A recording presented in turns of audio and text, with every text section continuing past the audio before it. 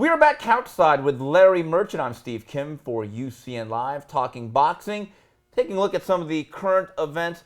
Larry, I think one of the big stories alongside Mayweather-Pacquiao in 2015 in our sport has been the rise of the PBC.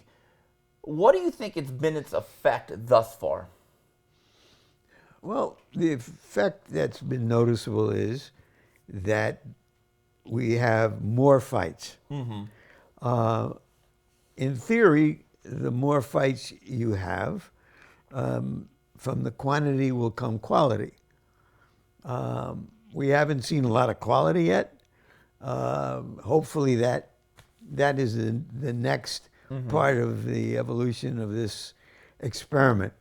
Larry, they're on a lot of networks, but when you saturate the market like that, there's an old saying, too much of a good thing. And the other question I have for you is, has the marketplace changed? I think in 1985 it would have been great. We're now in a 500-channel universe with things like Netflix and streaming and tablets. Did they not understand that maybe the television world had changed? No, I think because it's changed is the reason that they were able to get on all the networks, that they were able to, in effect, buy the time, pay the networks, and then go out and try to make money by finding advertising, finding a crowd. One of the big questions to me, Steve, is America producing enough quality fighters to hold up? At the end of the day, yes, people want to see good fights, good action, sometimes real drama, but they want to have an emotional involvement, and that comes from having some hometown guys. Are there enough good American fighters that can generate that interest and eventually produce pay-per-view stars?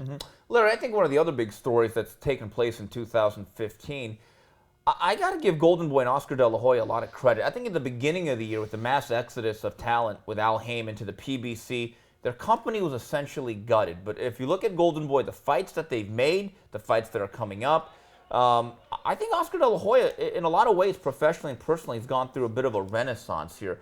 What do you think about where he stands in the marketplace with Golden Boy Promotions? Well, I will say this. He's made a comeback in the middle rounds. The end of the fight is not over. And that's all to his credit. Re-signing Canelo Alvarez is a big deal, especially if he should beat Cotto in November. He would be the biggest attraction in boxing if he does that. And I think that's where the big bet is, and that he can build around that. He's being bold in putting his guys in serious fights, but there are risks involved. What if they all lose? So, all to his credit, as a fighter, I loved Oscar in that he fought everybody and anybody and made good fights and exciting fights. And if he has that attitude as a promoter, all we can do is cheer him on. Larry, speaking of Golden Boy, they're involved in both events. October 17th at the Madison Square Garden, David Lemieux takes on Gennady Golovkin in a middleweight unification bout. And then I think the biggest fight left on our calendar, November 21st, Miguel Cotto takes on Saul Alvarez. I don't think too much needs to be said. These are the two big events remaining on our schedule, isn't it? Well, they are, but they're events. And hopefully the fights in this occasion meet expectations, which are high. Unfortunately, for example, Mayweather-Berto lived up to the expectations, low ones, which couldn't have been any lower. So yes, we are looking forward to those events, and hopefully the people who will pay to see them will want to come back for more afterwards. Larry, who is your favorite current fighter? You said something to me a couple of minutes ago off the air I thought was surprising. You said, I think the best fighter right now is Gennady Golovkin. Okay, with that being said, who's the one guy for you that is appointment viewing, whenever or regardless of who he fights? Well, I think Golovkin is the best fighter out there, and one of the things that makes him a best fighter is that he's also a crowd-pleasing fighter. You know, I've used the idea of a five-tool ball player, which is a baseball player who hits with power, runs, fields, and throws. But there are some special guys that are six-tool players. The six-tool players, meaning when they come to town, you got to see them. And Golovkin is must-see, a must-see fighter, and maybe Canelo turns out to be that as well.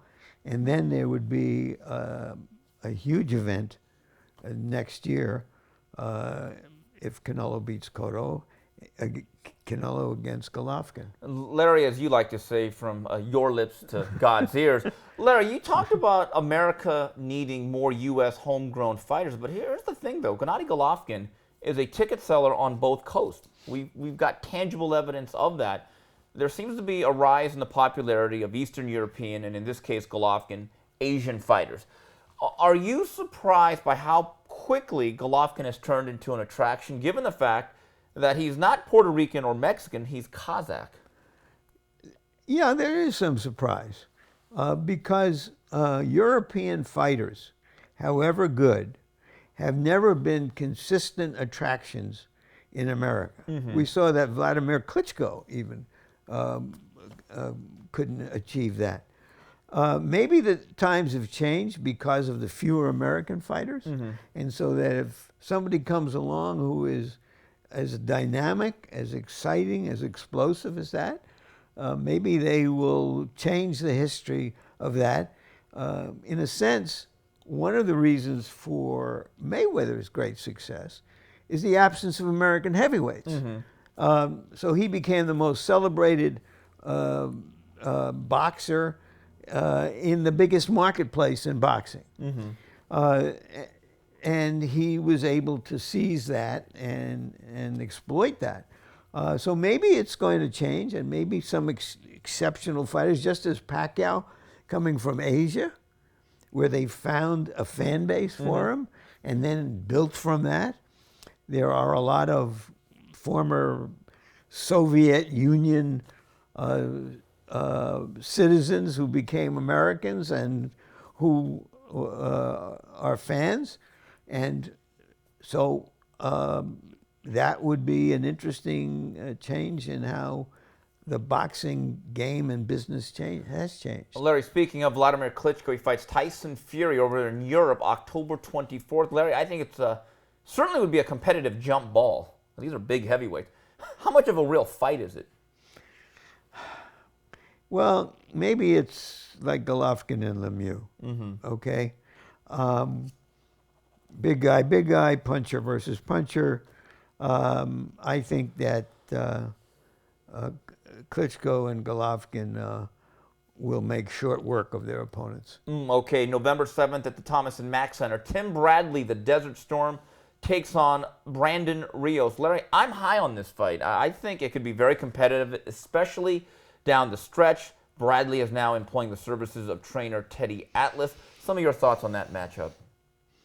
Well, everybody would go back from that matchup to Bradley versus the Russian Provodnikov, which was a great toe-to-toe drama. And Rios makes his living by fighting the way the Russian did. My guess is, with Teddy Atlas, Bradley is going to revert to his better self, which has been as a boxer, a dynamic boxer mover, and that he can dominate that fight.